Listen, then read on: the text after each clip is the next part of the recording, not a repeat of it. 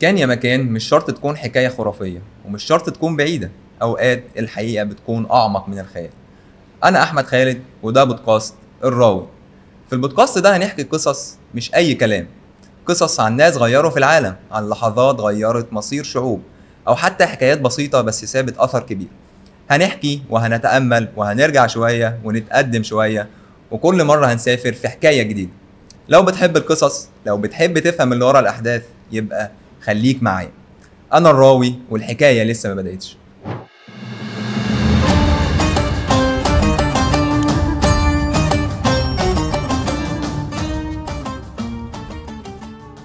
ستمائة برميل عسل، ثروة عظيمة، في لحظة واحدة اتقلبت لحكاية إفلاس. إزاي إمام من كبار التابعين يرمي كل ثروته بإيده؟ وإيه الذنب اللي فضل مستني عقوبته 40 سنة؟ ده اللي هنعرفه مع بعض. النهاردة هنتكلم عن واحد من أئمة التابعين الكبار اللي عاش حياته بين العلم والورع والزهد، الإمام محمد بن سيرين.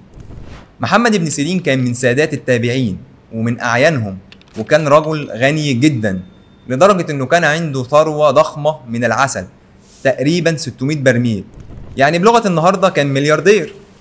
لكن حصلت واقعة غريبة جدا قلبت حياته كلها. في يوم من الأيام لقوا فار وقع في واحد من البراميل، والحكم الشرعي هنا بيقول إن لو الفار وقع في حاجة سايلة زي الزيت أو العسل أو اللبن، يبقى الحاجة كلها تتحرق أو تترمي.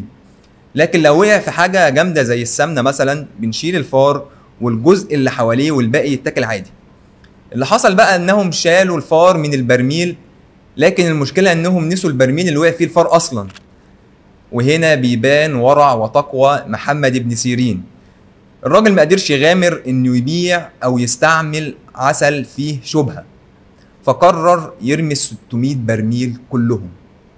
الموضوع كان مصيبة كبيرة، الراجل خسر كل ثروته وبقى من الأغنياء للإفلاس. الناس استغربوا وقالوا له: يا محمد، خسارة عظيمة، ازاي تعمل كده؟ رد عليهم وقال: ده ذنب بستنى عقوبته من 40 سنة. سألوه: ايه الذنب ده؟ قال لهم ان في يوم من الأيام عيرت راجل وقلت له: يا فقير. شوفوا قد ايه الورع والخوف من ربنا. ذنب بسيط بكلمة قالها، خاف انه يتحاسب عليه، ولما جات الفرصة شاف ان الخسارة في الدنيا اهون من انه يقف بين ايد ربنا بالذنب ده. ومن هنا نتعلم ان الكلمة اللي بتطلع من لساننا مش سهلة، ممكن تفضل في ميزاننا سنين طويلة. ومحمد بن سيرين كان مثال حي لورع المؤمن وخوفه من ربنا. فخلي بالك، يمكن كلمة صغيرة تقولها تفضل عليك دين لحد يوم القيامة. خلصت حلقتنا، ما خلصتش حكايتنا. لو عجبتك الحلقة دوس لايك واشتراك، وما تنساش تبص فوق. أنا الراوي والحكاية لسه ما خلصتش.